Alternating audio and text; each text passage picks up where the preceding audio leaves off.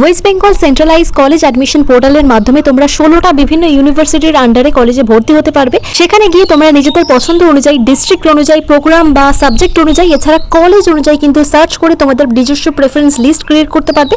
সেই অনুযায়ী তোমাদের ইউনিভার্সিটি দিয়ে সার্চ করে তোমাদের বিভিন্ন পছন্দের ইউনিভার্সিটিগুলো তালিকা চলে আসবে এবং কোন কলেজে কোন সাবজেক্টের অফার রয়েছে বা কোর্স কম্বিনেশন রয়েছে সবটা কিন্তু তোমরা এই লিস্টের মাধ্যমে খুব সহজেই দেখে নিতে পারবে। So hello everyone, welcome back to my channel. আমি রয়েছি তোমাদের সাথে ঈশিতা। আজকের এই ভিডিওতে তোমাদের সেন্ট্রালাইজ কলেজ অ্যাডমিশন নিয়ে বিভিন্ন তথ্য শেয়ার করব এবং তোমাদের এই পোর্টালটা কবে থেকে শুরু হবে বা তোমরা কবে থেকে এই পোর্টালের মাধ্যমে তোমাদের নিজেদের নাম নথিভুক্ত করতে পারবে সবটাই আজকের এই ভিডিওতে শেয়ার করব। তোমাদের মধ্যে অনেকেই জানতে চেয়েছো যে তোমাদের এই পোর্টাল ওপেন হচ্ছে না, তো পোর্টাল ওপেন করার জন্য 6 ডিজিটের একটি পিন দরকার পড়ছে। তো সেই সমস্ত প্রশ্ন নিয়ে আজকের এই ভিডিওতে বিভিন্ন তথ্য শেয়ার করব। অবশ্যই ভিডিওটা প্রথম থেকে শেষ অবধি দেখার জন্য বলবো। চ্যানেলে নতুন হয়ে থাকলে অবশ্যই সাবস্ক্রাইব করে পাশে থাকা বেল আইকনটিকে অবশ্যই অন করে দিও, যাতে পরবর্তী এই ধরনের বিভিন্ন নোটিফিকেশন তোমরা খুব সহজেই পেয়ে যাও। তো সর্বপ্রথম তোমাদের সকলের মধ্যে যে প্রশ্নটা উঠে আসছে সেটা কিন্তু তোমাদের এই সেন্ট্রালাইজ অ্যাডমিশন পোর্টালে আবেদন প্রক্রিয়া কবে থেকে শুরু হবে বা এই পোর্টালটা তোমাদের জন্য কবে থেকে খুলে দেওয়া হবে। দেখো, হিসেব মতো তোমাদের এখনো পর্যন্ত কিন্তু ভোটের রেজাল্ট বেরোয়নি। তো ভোটের রেজাল্ট বেরোনোর পর সমস্ত কাজকর্ম মিটে যাওয়ার পর তোমাদের কিন্তু কলেজের আবেদন প্রক্রিয়া সমস্তটাই দ্রুত গতিতে চলবে।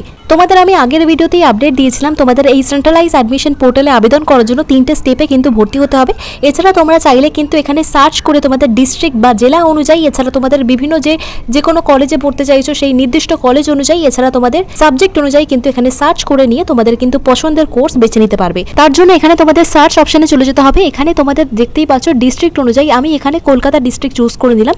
কলকাতা ডিস্ট্রিক্টের আন্ডারে যে সমস্ত কলেজ রয়েছে, যদি কলেজগুলো সার্চ করে নিই, তো কলকাতা ডিস্ট্রিক্টের আন্ডারে যে সমস্ত কলেজ রয়েছে এবং সেখানে তুমি কোন প্রোগ্রামে জয়েন হতে চাইছো, 3 বছরের গ্র্যাজুয়েশন করবে নাকি 4 বছরের গ্র্যাজুয়েশন করবে, সেক্ষেত্রে তোমাদের কোর্স সিলেক্ট করে নিতে হবে এবং তোমাদের কলকাতা বা যে ডিস্ট্রিক্ট সিলেক্ট করবে সেই ডিস্ট্রিক্ট অনুযায়ী তোমাদের যে সমস্ত কলেজ থাকবে এবং তোমাদের কতটা তাদের সিট ক্যাপাসিটি বা তোমাদের এলিজিবিলিটি ক্রাইটেরিয়া সবকটাই কিন্তু তোমাদের এই লিস্টের মাধ্যমে শো হয়ে যাবে। খুবই সহজ পদ্ধতির মাধ্যমে তোমরা কিন্তু এখানে কলেজ বাছাই করতে পারবে এবং সমস্ত তথ্যই কিন্তু তোমাদের কাছে একদম ক্লিয়ার থাকবে। এছাড়া তোমরা যদি কলেজ অনুযায়ী সার্চ করো, এখানে কিন্তু কলকাতার মধ্যে যে সমস্ত কলেজ থাকবে কলেজের লিস্ট অনুযায়ী কিন্তু তোমরা যে কোর্স করতে চাইছো বা যে প্রোগ্রামে অন্তর্ভুক্ত করতে চাইছো নিজেদের নাম, সেই কলেজ অনুযায়ী সার্চ করলে তোমাদের প্রতিটা কলেজে কোন সাবজেক্ট রয়েছে বা সেই একটি নির্দিষ্ট সাবজেক্টের তালিকা সবটাই কিন্তু তোমাদের ইচ্ছা মতো কিন্তু চুজ করে নিতে পারবে। ধরো আমি এখানে আশুতোষ কলেজের আন্ডারে 4 বছরের ইংলিশের অনার্স করতে চাইছি এবং সেখানে কি কি এলিজিবিলিটি ক্রাইটেরিয়া রয়েছে বা ভর্তি হওয়ার জন্য কি কি দরকার সবটাই কিন্তু কত % মার্ক সবটাই কিন্তু এই এলিজিবিলিটি ক্রাইটেরিয়ার মধ্যে লেখা থাকবে। এবং তোমরা যে সমস্ত কলেজগুলোতে প্রেফারেন্স লিস্ট ক্রিয়েট করবে সেক্ষেত্রে সেখানেই কিন্তু তোমাদের ড্যাশবোর্ডে বলে দেওয়া থাকবে যে তুমি কোন কোন কলেজের জন্য যোগ্য বা কোন কোন কলেজে ভর্তি হওয়ার এলিজিবিলিটি তোমার রয়েছে। এছাড়া তোমরা নির্দিষ্ট কলেজে তোমাদের সিট ক্যাপাসিটি কত রয়েছে, অর্থাৎ জেনারেলদের জন্য, SC ST OBCদের জন্য কতটা সিট রয়েছে সবটাই কিন্তু তোমরা দেখতে পারবে। এছাড়া তোমাদের ফি স্ট্রাকচার কেমন রয়েছে দেখতেই পাচ্ছ। আশুতোষ কলেজে ইংলিশ অনার্স নিয়ে যদি পড়তে চাও সেক্ষেত্রে তোমাদের অ্যাডমিশন নেওয়ার সময় 6060 টাকা লাগবে এবং টোটাল সেমিস্টারে, টোটাল 8টা যেহেতু সেমিস্টার 4 বছরের হিসাবে, সেখানে কত টাকা লাগবে, টোটাল 24,240 টাকা সবটাই কিন্তু তোমরা তখনই দেখে নিতে পারবে। এছাড়া হোস্টেলে যদি পড়াশোনা করতে চাও সেক্ষেত্রে ছেলেদের জন্য টাকার পরিমাণ এবং মেয়েদের জন্য টাকার পরিমাণ সবটাই কিন্তু তোমাদের বছরের হিসাবে এখানে দেওয়া রয়েছে। সেটাও কিন্তু সেই মতো তোমরা যখন পেমেন্ট করবে সেক্ষেত্রে তখন সেটা পে করতে হবে। এবারে তোমাদের জানিয়ে রাখি, কলেজে যখন ভর্তি হবে তোমাদের 3টে স্টেপে ভর্তি হবে, সেটা আগে বলে দিয়েছিলাম। সেক্ষেত্রে তখন কিন্তু তোমাদের একটি প্রেফারেন্স লিস্ট ক্রিয়েট করতে হবে। আমি তোমাদের এখানে বলে দিচ্ছি প্রেফারেন্স লিস্টটা কি, কিভাবে তোমরা সেই প্রেফারেন্স লিস্ট ক্রিয়েট করবে এবং কেন সেই প্রেফারেন্স লিস্ট ক্রিয়েট করবে। এই প্রেফারেন্স লিস্টের মাধ্যমে তোমরা তোমাদের পছন্দের কলেজগুলো এবং সবথেকে টপ মোস্ট যে কলেজগুলো রয়েছে সেখান থেকে তোমরা প্রথমেই কিন্তু তাদের নামে রাখবে। অর্থাৎ কেউ ধরো একটা টপ কলেজে ভর্তি হতে চাইছো, তার নাম কিন্তু তোমাদের একদম 1 নম্বরে রাখতে হবে।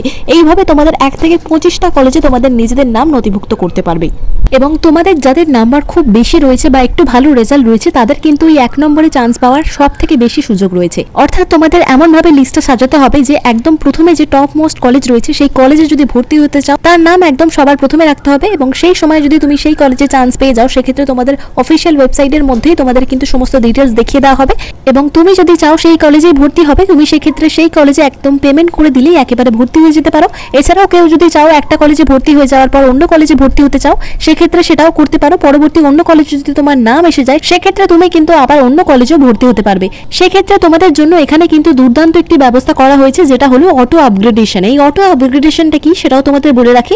এই অটো আপগ্রেডেশনের মাধ্যমে ধরো তুমি কোনো একটি নির্দিষ্ট কলেজে ভর্তি হয়ে গেলে কিন্তু পরে তোমাদের মনে হচ্ছে তুমি আরো বেটার কলেজ পেয়েছো বা একটা অন্য কলেজে তুমি শিফট হতে চাও, সেক্ষেত্রে তুমি তো অন্য কলেজে টাকা দিয়ে ভর্তি হয়ে গেছো, সেক্ষেত্রে তখন কিন্তু তোমাকে পরবর্তী যে কলেজে আবার ভর্তি হবে সেক্ষেত্রে তখন কিন্তু তোমাদের আর টাকা দরকার পড়বে না। ধরো তুমি তোমার আগে যে কলেজটায় ভর্তি হয়েছিল সেখানে সেখানে 4000 টাকা বা 5000 টাকা ফিস দিয়ে তুমি ভর্তি হয়ে গেছো, কিন্তু পরে তোমার মনে হচ্ছে যে তুমি অন্য কলেজ পেয়েছো, সেখানেও তোমাদের ফিস 4 বা 5000 টাকা। সেক্ষেত্রে যে টাকা তুমি আগের কলেজে দিয়েছো সেই টাকাটাই তোমাদের অটো আপগ্রেডেশনের মাধ্যমে তুমি এখন যে কলেজে ভর্তি হতে চাইছো সেখানে চলে যাবে। এটা কিন্তু একটা দুর্দান্ত সুযোগ। কিন্তু ধরো এখানে আরো একটা অন্যরকম ব্যাপারও হতে পারে। ধরো তুমি আগের কলেজে 5000 টাকা দিয়ে ভর্তি হয়েছো, এখন যে কলেজটায় ভর্তি হতে চাইছো সেখানে 4000 টাকা, বাকি যে তোমাদের 1000 টাকা এক্সট্রা দেওয়া রয়েছে সেই 1000 টাকা কিন্তু তোমাদের রিফান্ডের মাধ্যমে তোমাদের সরাসরি তোমাদের নিজস্ব ব্যাংক অ্যাকাউন্টের মাধ্যমে চলে যাবে। এছাড়া এটা অন্যভাবে হতে পারে, কোনো একটি নির্দিষ্ট কলেজে ধরো তুমি 5000 টাকা দিয়ে ভর্তি হয়েছো, পরে যে কলেজে ভর্তি হতে চাইছো সেক্ষেত্রে সেটা 6000 টাকা, পরবর্তী যে কলেজে ভর্তি হতে চাইছো সেক্ষেত্রে তখন কিন্তু তোমাকে বাকি আর 1000 টাকাই পে করতে হবে। অর্থাৎ খুবই সহজ পদ্ধতির মাধ্যমে তোমরা টাকা ফেরতও নিয়ে নিতে পারো। এছাড়া তুমি যদি ভর্তি নাও হতে চাও কোনো নির্দিষ্ট একটি কলেজে, সেক্ষেত্রেও কিন্তু তোমার একটা নির্দিষ্ট সময়সীমার মধ্যে তুমি যদি আবার ক্যান্সেল করো সেক্ষেত্রে তোমার টাকাও কিন্তু পুরোটাই রিটার্ন হয়ে যাবে। তোমরা এই সেন্ট্রালাইজ অ্যাডমিশন পোর্টালের মাধ্যমে কিভাবে অনলাইনে ঘরে বসে আবেদন করতে পারবে সেটাও তোমাদের পরবর্তী ভিডিওতে স্টেপ বাই স্টেপ পুরো প্রসেসটাই দেখিয়ে দেবো। সেটা জানার জন্য অবশ্যই চ্যানেলটিকে সাবস্ক্রাইব করে রাখো। এবারে আসি তোমাদের যেটা সকলের প্রশ্ন, WBCAP পোর্টালে ওপেন করার জন্য তোমরা ওপেন কেউ কিছুতেই করতে পারছো না। ওপেন করতে চাইলে তোমাদের একটা 6 ডিজিট পিন আসছে, তো এই পিনটা তোমরা কোথা থেকে পাবে? এরকম কিন্তু কোনো রকমই কোনো পিন কারোর কাছেই প্রোভাইড করা হয় না, যেহেতু এখনো পর্যন্ত অফিসিয়ালি কোনো রকম নোটিশ দেওয়া হয়নি বা এখনো পর্যন্ত পোর্টালটাই ভালোভাবে লঞ্চ করা হয়নি। সেক্ষেত্রে তোমরা কিন্তু কোনো রকম পিন দিয়ে এটা খুলতে পারবে না। এই পিনের পাসওয়ার্ড শুধুমাত্র এখন কলেজ বা ইউনিভার্সিটির গুলোর কাছে প্রোভাইড করা হয়েছে, যারা তাদের নিজস্ব তথ্য বা নিজস্ব ডকুমেন্টস গুলো এখানে ইনপুট করতে পারে। তোমরা এই পিনগুলো নিয়ে বা পাসওয়ার্ড নিয়ে এই ওয়েবসাইটটা খুলেও কিন্তু কোনো রকম কাজ করতে পারবে না। অফিসিয়ালি যখন তোমাদের এই পোর্টালটা ওপেন করে দেওয়া হবে তখন কিন্তু তোমাদের কারোর কাছেই কোনো রকম পিন চাওয়া হবে না। তো যখন তোমাদের ওপেন করা হবে তখন কিন্তু খুব সহজেই তোমরা আবেদন করতে পারবে। তো এই সমস্ত নিয়ে এখন মাথা না ঘামিয়ে তোমরা কি নিয়ে পড়বে, বর্তমানে কি কি সাবজেক্ট কম্বিনেশন নেবে সেই সমস্ত দিকে মাথা ঘামাও। তোমরা নিজেরাই বিভিন্ন ইউটিউব চ্যানেলে দেখতে পাবে এই সমস্ত পিনকে ব্যবহার করে তোমাদেরকে অ্যাট্রাক্ট করার চেষ্টা করা হচ্ছে, কিন্তু মূল কথা হলো এটাই, তোমরা এই পিন পেয়ে গেলেও এখানে কিন্তু এখনো পর্যন্ত ঠিকঠাক করে আবেদন করতে পারবে না। অফিসিয়ালি যখন নোটিশ ডিক্লেয়ার করা হবে অবশ্যই তোমাদের সাথে সবটা শেয়ার করব, তার জন্য অবশ্যই চ্যানেলটিকে ফলো করে রাখো। এই ভিডিওটা যদি একটু হলেও হেল্পফুল বলে মনে হয় অবশ্যই একটা ছোট্ট লাইক করে তোমাদের বন্ধুদের সাথে অবশ্যই শেয়ার করে দিও। চ্যানেলে যদি নতুন হয়ে থাকো এই ধরনের আরো আপডেটস পাওয়ার জন্য অবশ্যই সাবস্ক্রাইব করে পাশে থেকো।